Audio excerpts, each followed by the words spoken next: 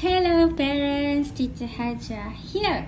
So today I'm gonna teach you how to introduce your children of a word family for vowel, consonant. So as you know, vowel letter is A, E, I, O, U.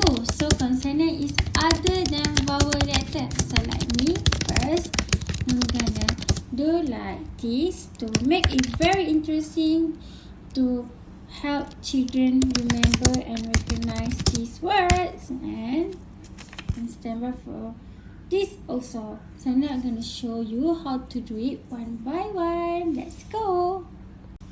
Hello children, let's help teacher pick out the apple. We have 3 here. We have O apple.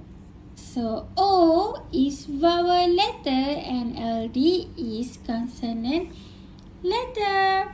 Next we have an apple here. So A also for vowel letter and NT for consonant letter. Last one we have 8 here. So E for vowel letter, G for consonant letter.